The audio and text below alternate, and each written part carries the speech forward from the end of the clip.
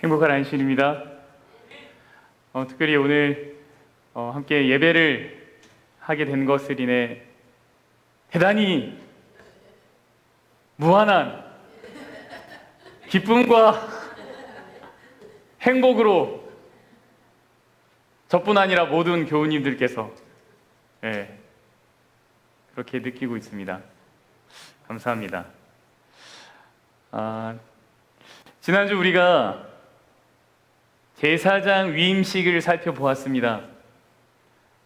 제사장은 가장 연약한 자, 먼저 용서를 받은 자, 먼저 은혜를 경험한 자, 그것 때문에 모든 죄인들을 용납하고 용서하고 그들을 위해서 봉사할 수 있었다.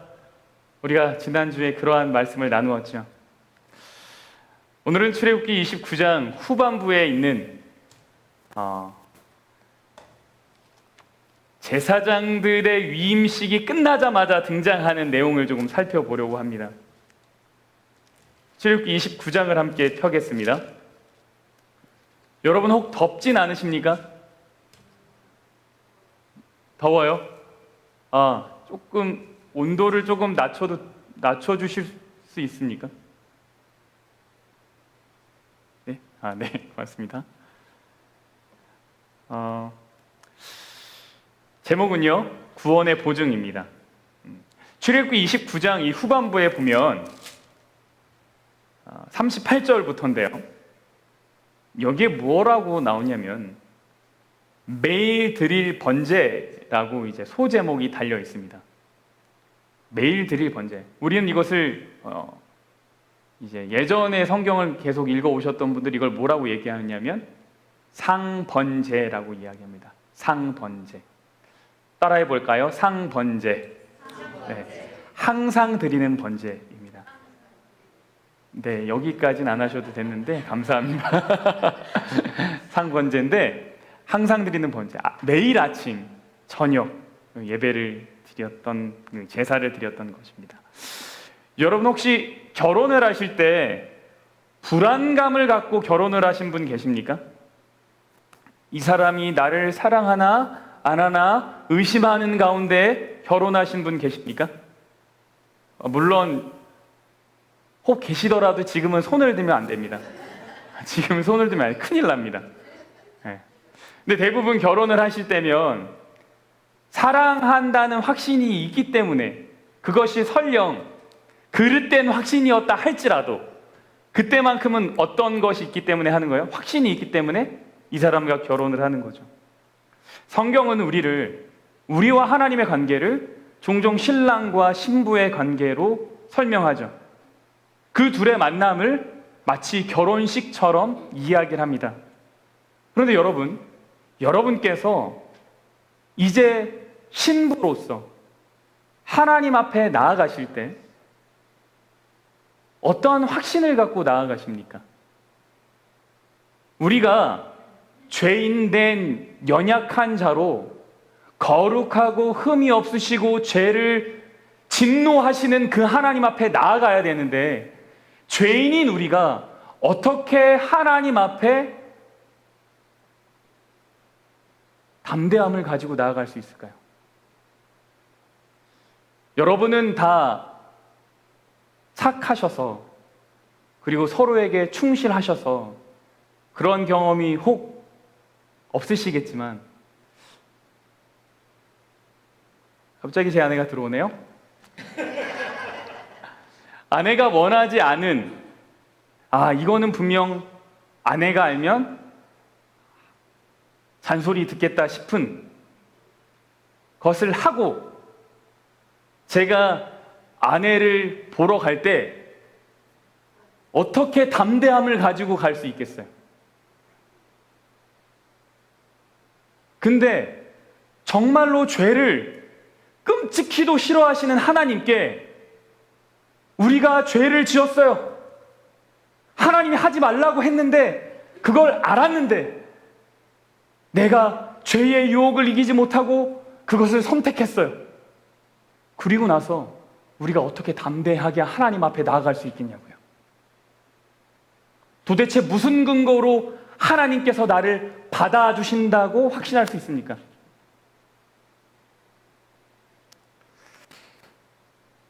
다르게 질문하면 이런 거예요. 정말로 우리가 믿는 그리스도의 보혈이라는 것은 우리가 범죄하는 시간과 그리고 우리가 용서를 구하는 그 시간까지의 그 사이에서도 우리의 허물을 덮어주시는가? 라는 질문이죠. 우리가 죄를 범했어요. 그러나 우리가 아직 회개하지 않았어요. 하나님 앞에 용서를 구하지 않았어요. 그러나 구하러 가기까지 그 사이에는 어떤 간격이 있죠. 그때에도 정말로 그리스도의 보혈이 우리를 덮어주시는가 하는 거죠. 우리가 용서를 구하기 위해서 은혜의 보좌에 나오기도 전에 하나님께서 우리를 받아주시겠다는 확신을 어떻게 가질 수 있는가?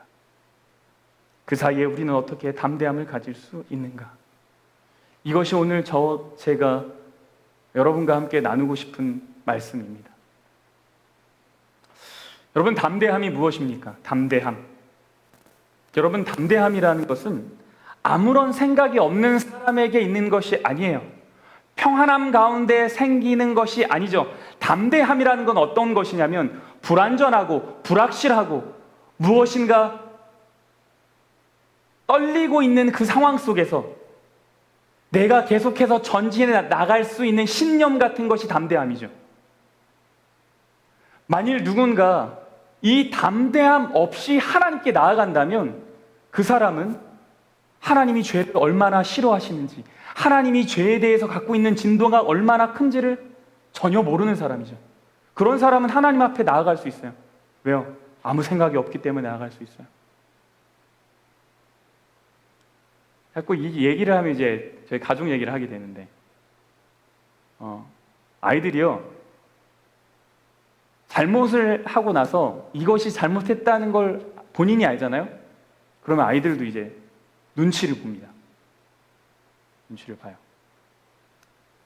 아, 이렇게 되는 거죠. 아, 지난주에 식당에서 그런 순간이 있었습니다.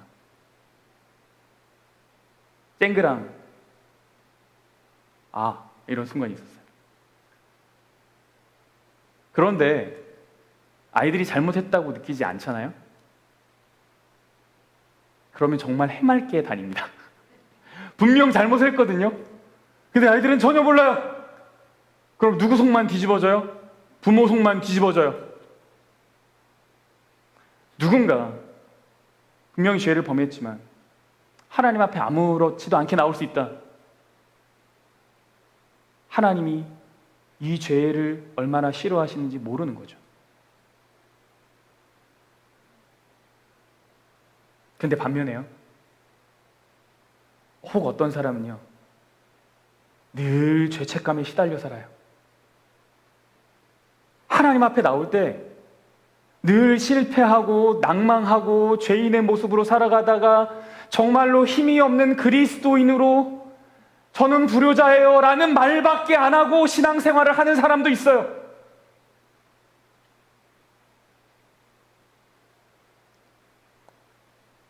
아이들이 잘못을 하고 혼날 때면 종종 거짓말을 할 때가 있어요. 거짓말을 하는 이유는 분명하죠. 혼나는 것이 무섭고 이 이야기를 하면 내가 더 혼날 것 같으니까 말을 못 하는 거예요.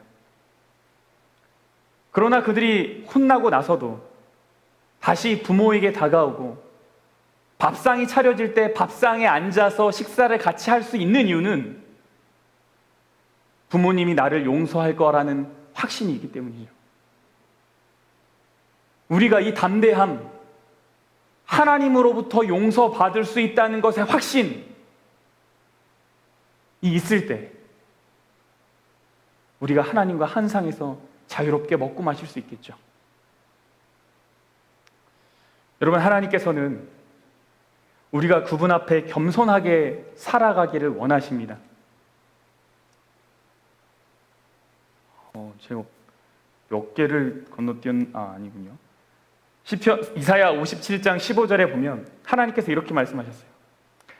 겸손한 자의 영을 소생시키시며 통회하는 자의 마음을 소생시키려 합니다. 하나님은요, 우리가 겸손하게 원하세요. 그래서 죄를 짓고 나서 아파하고 하나님 앞에 저는 죄인입니다 하는 마음을 또한 갖기를 원하세요. 그러나 하나님은 또한 우리가 무엇을 갖기 원하시냐면 담대함을 갖기 원하세요. 그를 향하여, 하나님을 향하여 담대함을 갖기를 원하세요. 그 앞에 나아오기를 원하신다는 거죠. 이 담대함은 우리가 하나님을 필요로 할 때 그분의 보좌에 담대하게 나아갈 수 있게 해줘요. 보세요. 그러므로 우리는 긍휼하심을 받고 때를 따라 돕는 은혜를 얻기 위하여 은혜의 보좌 앞에 어떻게 나아가요? 담대하게 나아가요. 여러분, 매 순간 우리는 그리스도의 도움이 필요로 합니다.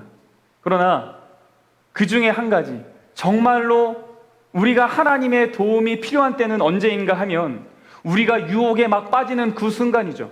맞습니까? 우리가 늘 그리스도의 도움이 필요합니다.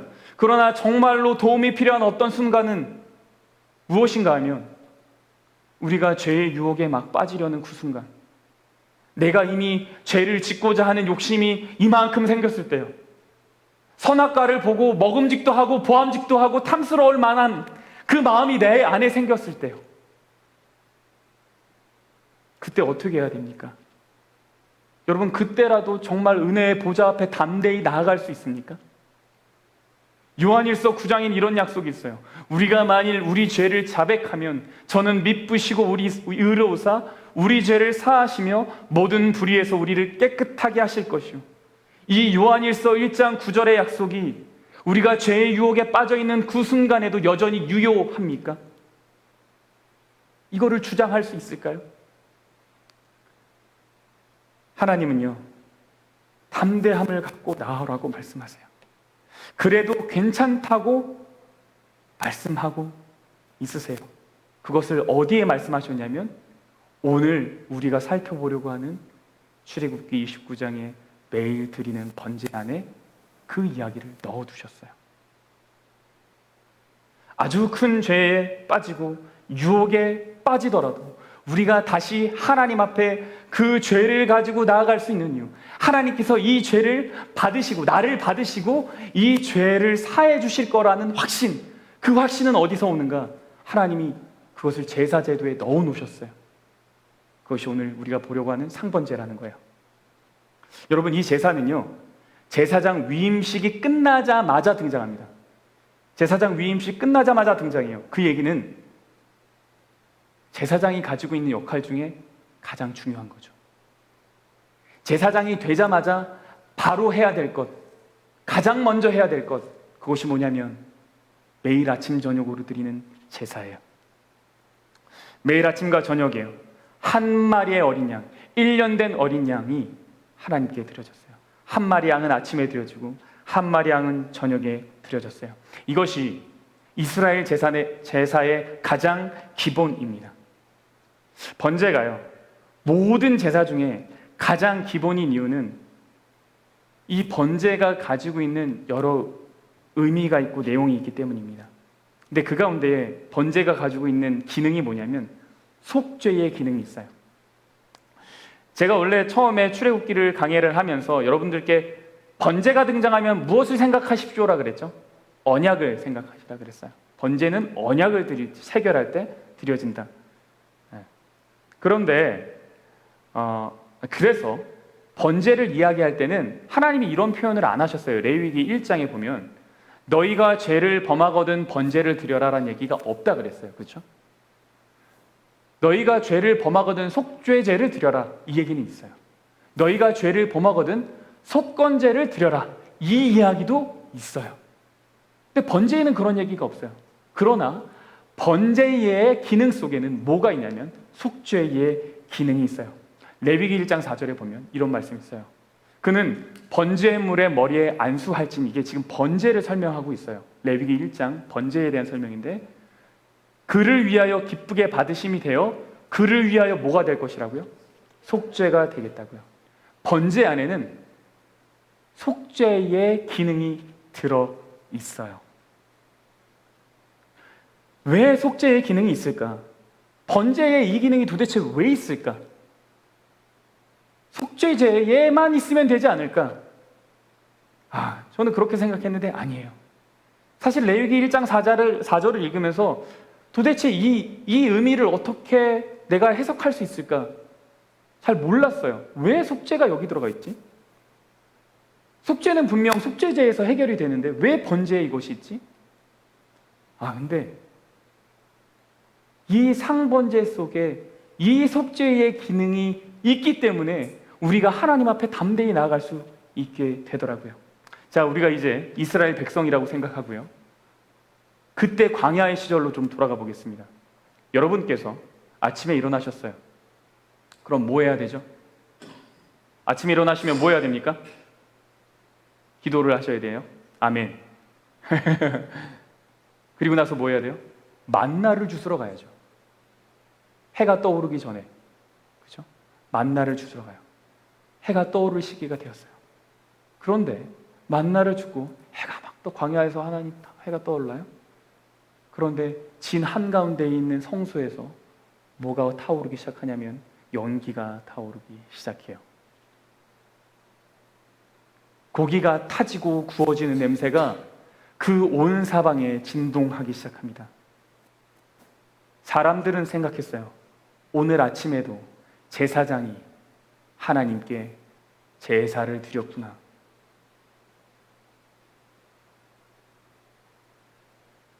그리고 더불어 생각합니다. 하나님께서 이 제사를 받으셨구나. 이 제사에 무슨 의미가 있다고요? 속죄의 의미가 있다고요. 죄의 해결의 의미가 있어요. 이스라엘 백성들이요, 진 가운데서 아침 저녁으로 타오르는 그 번제의 그 장면을 보면서 무슨 생각을 하냐면 하나님의 진노가 지금 해결이 되고 있구나라는 것을 보는 거예요. 이스라엘 백성들이 그 제사를 보면서 알았어요. 하나님이 오늘도 우리와 함께 하시는구나. 하나님이 여전히 우리의 제사를 받으시는구나. 이것을 상번제를 드리는 걸 보면서 알았어요. 금송아지를 드리고 나서 제사장 위임식이 끝났어요.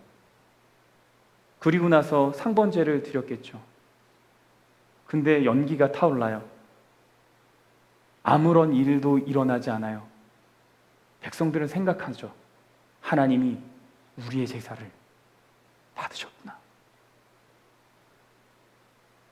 부지 중에 죄를 지은 자가 있어요. 부지 중에 죄를 지었다는 얘기는 자기가 이것이 죄인지 알지 못하고 지은 거예요. 죄인지도 몰라요. 죄를 지었어요. 근데 죄를 지었다는 건 하나님의 진노를 받게 될 것이란 말입니다. 근데 부지 중에 지은 거예요. 자신도 죄를 지었는지 몰라요. 근데 자신도 모르는 사이에 죄를 짓고 죄의 진노를 받아야 되는데 이 백성들이 죄의 진노를 어떻게 피할 수 있었겠어요? 죄를 지었지만 죄의 진노가 그들에게 벼락처럼 내리지 않은 이유가 도대체 무엇이죠? 그것은 제사장들이 매일 아침 저녁으로 드리는 이 상번제 때문입니다. 이 제사를 통해서 사람들로부터 사람과 하나님이 끊어지는 것이 막아지는 거예요. 그래서 하나님께서는 뭐라 그러셨냐면 이 번제를 보고 향기로운 냄새라 그랬어요. 향기로운 냄새. 여러분, 하나님께서 고기 굽는 냄새 좋아하시는 건가요? 네? 갈비집 옆에 살면은 그렇게 맨날 누가 고기가 땡긴다고 그러더라고요. 맨날 냄새 이렇게 나니까. 하나님이 오늘은 양념갈비 이러시는 거예요? 아니죠. 하나님께 어떻게 이게 향기로운 냄새입니까? 모든 재물이 다 불살라지고 다 타지고 이것이 어떻게 하나님께 향기로운 냄새인가요? 이 제사를 드림으로 이스라엘 모든 백성들에게 담대하게 나올 수 있는 모든 기회가 생겼기 때문이죠. 이스라엘 백성들과 하나님이 끊어지지 않고 연결되었다는 증거이죠. 하나님과 오늘도 같이 살고 있다는 증거이죠.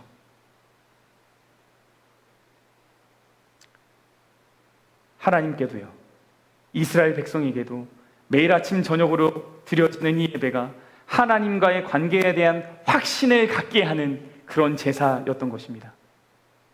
그래서 이것 때문에 이스라엘 백성들이 담대함을 가지고 나아갈 수 있는 거예요. 이 예배가, 이 제사가 있기 때문에 그렇게 나아갈 수 있는 거예요.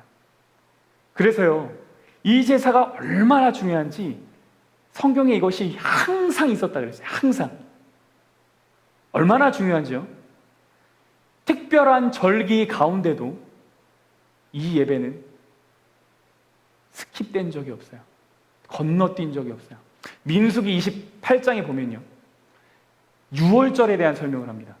근데 유월절 제사에 대한 설명을 19절에 하고 있어요.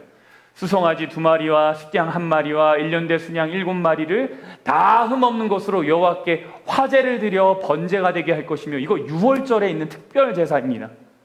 그런데 23절에 뭐라 그러냐면 하나님이 이렇게 말씀하셨어요. 아침의 번제, 곧 상번제 외에 그것들을 드릴 것이니라. 그 얘기는 뭐예요? 상번제는 늘 하던 대로 해, 이 얘기죠. 아무리 바쁘고 아무리 어려워도 아무리 행사가 많아도 뭐는 하는 거예요? 상번제는 해. 이것이 1번이에요. 여러분, 성경은요, 우리에게 두 가지의 부분에 대해서 분명하게 말하고 있어요. 하나는 뭐냐면 공적 제사입니다. 공적 제사. 공적인 제사예요. 또 하나는 개인적인 희생 제사예요. 성경은 이 두 가지가 다 필요하다고 말하고 있습니다. 그리고 어떤 한 가지가 어떤 한 가지를 대체할 수 없다고 말해요. 한번 볼까요? 로마서 5장 18절에요. 그런즉 한 범죄로 많은 사람이 정죄에 이른 것 같이 한 의로운 행위로 말미암아, 이게 어떤 행위냐면 예수 그리스도의 십자가입니다. 그 십자가로 말미암아 많은 사람이 의롭다 하심을 받았어요. 예수님의 그 한 십자가 때문에 의롭다 하심을 받았어요. 그런데요, 동시에 무슨 얘기도 있냐면 요한일서 1장 9절에 만일 우리가 우리 죄를 자백하면 저는 미쁘시고 의로우사 우리 죄를 사하시며 모든 불의에서 우리를 깨끗해 하실 것이라고 말하고 있어요. 우리는 우리의 죄를 주님께 고백하고 자백할 필요가 있다고 성경은 말하고 있습니다. 이 두 가지가 다 필요한 거예요. 어떤 한 가지가 하나를 대신할 수 없어요. 예수 그리스도의 십자가가 없다면, 다시 말하면 공적인 제사의 기능이 없었다면, 그것이 하나님의 언약 안에서 성취되지 않았다면 우리는 아무리 우리 죄를 고백하고 회개하려고 해도 아무런 의미가 없는 거예요.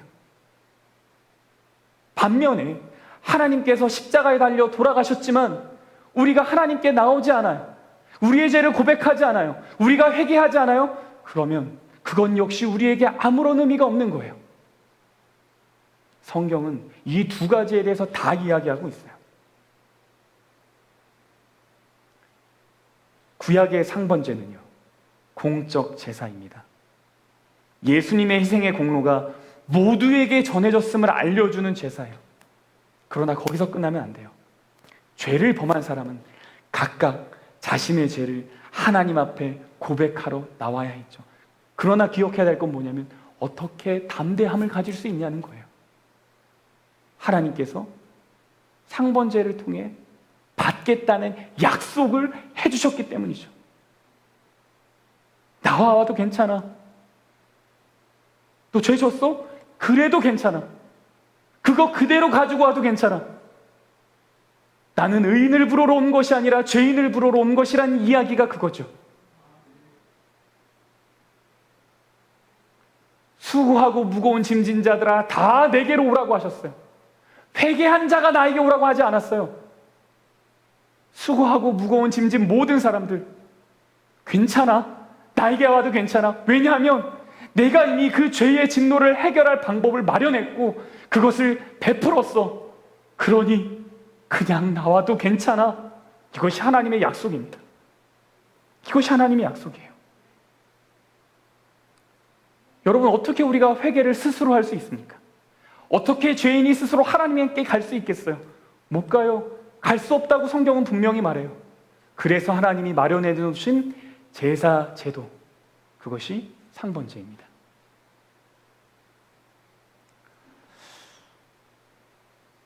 내일 드리는 제사가요, 하나님께서 우리를 받으신다는 확실한 증거입니다. 여러분은 하나님께 어떻게 나아오셨습니까? 여러분은 하나님께 죄를 짓고 나서 어떻게 나아오셨나요?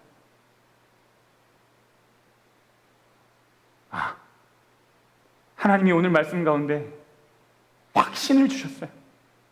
이미 예수 그리스도의 십자가가 우리의 죄를 용서했으니 나오라고 말이죠. 여러분, 이것이 복음입니다. 이것이 복음이에요. 이것이 자유함이죠.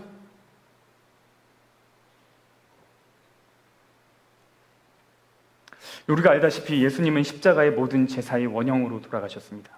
히브리서 9장 28절이에요. 이와 같이 그리스도도 많은 사람의 죄를 담당하시려고 단번에 들이신 바 되었다. 예수님의 십자가 속에는요, 그분이 희생제물이 되어서 드려진 그 십자가는 구약에 등장하는 모든 제사가 다 담겨 있어요. 여기에는 번제의 의미도 있고 상번제의 의미도 있고 속죄제의 의미도 있고 속건제의 의미도 있고 모든 것이 다 들어가 있어요. 그래서 이 예수님의 십자가가 우리로 하여금 주님께 나아갈 수 있는 담대함을 가질 수 있는 구원의 확신, 보증입니다. 그런 여러분, 정말 우리가 담대함을 가지고 주님께 나아가는 그런 축복과 기쁨을 마음껏 누렸으면 좋겠습니다. 죄를 지었을 때 두려워하지 마시고 하나님이 받으신다는 보증이 여기 있습니다. 우리가 함께 주님께 나아가면 좋겠어요. 여러분, 죄를 고백할 때 두렵고 떨리십니까? 내가 하나님께 나아가기 어렵다고 생각하셨습니까? 나의 죄가 정말로 과연 용서를 받을까 고민하십니까? 내가 다른 사람들한테 아무도 말을 못하는 정말 부끄러운 죄, 정말 은밀하고 부끄럽고 그래서 누가 알게 되면 정말 숨고 싶은 그 죄라고 할지라도 하나님께서는 용서하시겠다고 약속하셨어요. 그러므로 우리 담대하게 나아갈 수 있습니다. 담대하게 나아갈 수 있어요. 그 약속을 오늘의 상번제 속에 아주 분명하게 말씀하셨어요. 근데 여러분, 우리가 상번제를 연구하고 또 보는 데 있어서 우리가 기억해야 될 또 한 가지가 있습니다. 그것은요, 하나님께서는 우리가 상번제를 바라보는 자리에 그치지 않고 상번제를 드리는 자리로 나아오기를 원하세요. 이스라엘 백성들이 제사장이 매일 아침 저녁으로 드리는 상번제를 바라보는 것으로 자신의 죄가 용서받을 수 있다는 확신을 가지고 하나님께 나아갔죠. 근데 그것은요, 상번제를 바라보는 자의 시선입니다. 그런데 하나님은 우리 모두가 제사장이길 원하시고, 그래서 하나님께 더욱 가까이 와서 직접 상번제를 드리는 자로 살아가길 원하세요. 무슨 얘기인가 하면, 내가 매일 아침 저녁으로 주님께 제단을 쌓는 자가 되기를 원하신다는 얘기예요. 상번제는요, 세 개의 제사의 의미가 그 속에 담겨 있습니다. 상번제의 이야기예요. 한 어린 양의 고운 밀가루 10분의 1 에바와 찌은 기름 4분의 1 흰을 더하고 또 전제로 포도주 4분의 1 흰을 더하며, 이 에바는요 약 23리터 정도 된다 그래요. 10분의 1 에바니까 고운 가루 2.3리터 정도를 준비하는 겁니다. 그리고 1 흰은요 0.9리터 정도 된다 그래요. 죄송합니다. 3.8리터 정도 된다 그래요. 그래서 4분의 1 흰은요 0.9리터 정도 됩니다. 이것을 준비해서 나아가는 거예요. 그리고 그것을 번제와 함께 다 섞어서 부어서 드리는 거예요. 그 전제가 있죠. 포도주도 0.9리터 정도 드리는 거예요. 여기에 보면 소제가 있고 전제가 있습니다. 소제는 grain offering이라 그래서 곡물로 드리는 제사예요. 전제는 drink offering이라 그래서 이제 포도주로 드리는 제사입니다. 이것을 다 함께 드려요. 그리고 마지막은 번제로 그것들을 다 드립니다. 이 소제와 전제 그리고 번제가 가지고 있는 의미가 공통적으로 있습니다. 그것은 뭐냐면 하나님께 충성과 감사와 헌신입니다. 번제는 일부만 드리지 않고 전부 다 드린다 그랬어요. 다. 왜냐하면 우리는 하나님과 언약을 맺을 때 어떤 한 부분만 언약을 맺는 것이 아니라 우리의 모든 것을 두고 언약을 맺기 때문이죠. 하나님, 내가 이제 하나님만을 주인으로 모시고 살겠습니다. 하나님이 나의 주인이십니다. 나는 하나님만을 하나님으로, 예수님만을 나의 주님으로 모시고 살겠습니다라고 하는 그 헌신이 들어있기 때문입니다. 이 상번제 안에 그것이 다 담겨 있어요. 이것을 매일 아침 저녁으로 드려요. 하나님은요, 우리가 상번제의 은혜를 보고 그분께 가까이 나와 우리가 직접 주님께 아침 저녁으로 제단을 쌓아 충실하고 헌신된 자로 살아가기를 원하십니다. 우리가 매일 아침 이 제단을 드리는 것을 게을리하지 않았으면 좋겠어요. 여러분, 이것이 축복입니다. 이것이 축복이에요.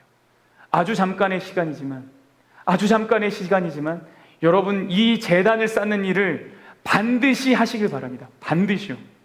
왜 제가 반드시 하시라고 말씀드리냐면, 우리가 제단 쌓는 일을 게을리하지 않고 충실히 행할 때 우리 이웃에게, 우리 가족에게 어쩌면 우리의 제단이 그들이 하나님께 담대하게 나아올 수 있는 기회를 줄 수 있기 때문이에요. 내가 아침 저녁으로 주님을 부르고 기도하는 그것 때문에 혹 내 아이가 죄를 지어 낭망할 때 하나님의 용서가 너무 크기 때문에 나는 하나님께 나가 용서를 구할 수 있겠다라고 하는 결심을 가질 수 있기 때문이죠. 여러분, 이 축복이 우리 모두에게 있기를 바랍니다. 이 축복이 우리 모두에게 있기를 바라요. 그래서 여러분, 아침 저녁으로요, 하나님을 내 삶의 중심으로 모시고 하나님께 매일 아침 저녁으로 제단을 쌓는 일을 꼭 하시길 바랍니다. 아주 잠깐이지만 할 수 있어요. 시간이 없어서 못하지 않아요. 제가 살아보니까 그래요. 아무리 바쁜 사람도 결국 자기가 하고 싶은 건 다 하고 살아요. 그럼요, 아무리 바쁜 사람도 자기가 하고 싶은 건 다 해요. 그 5분의 시간, 6분의 시간, 그것도 안 되면 3분의 시간, 제단을 쌓으십시오. 제단을 쌓으십시오. 여러분, 매일 아침 저녁 하나님이 우리의 삶의 중심이 되도록 하는 그 놀라운 축복에 하나님이 우리를 초청하신 겁니다. 여러분, 죄의 승리는요, 우리가 죄의 유혹에서 승리하는 것을 말하는 것이기도 하지만요, 그러나 여러분, 죄의 승리는 또한 무엇을 얘기하냐면 죄를 범한 후에 그리스도의 공로로 다시 일어나는 것, 다시 하나님께 나아가는 것, 그것 역시 죄로부터의 승리라는 것을 기억하십시오. 그분의 자녀로 내가 다시금 살아갑니다. 하나님, 내가 이렇게 연약하고 이렇게 나밖에 모르고 용서할 줄 모르고 작은 것에 분노하고 내 앞에 이익에 몰두하는 연약한 자이지만, 그러나 하나님의 은혜가 있어서 다시 주님께 나옵니다. 하나님, 제가 하나님을 다시 나의 주인으로 모시고 살기로 선택합니다. 이건 역시 죄로부터의 승리라는 것을 기억하시길 바랍니다. 십자가의 은혜가 우리의 어떠한 것과 상관없이 우리를 초청하고 있어요. 그 사랑으로 인해 여러분, 우리가 담대함을 가지고 하나님께 나아가는 축복이 모두에게 있기를 간절히 바랍니다. 이제 함께 일어나셔서 찬양하겠습니다.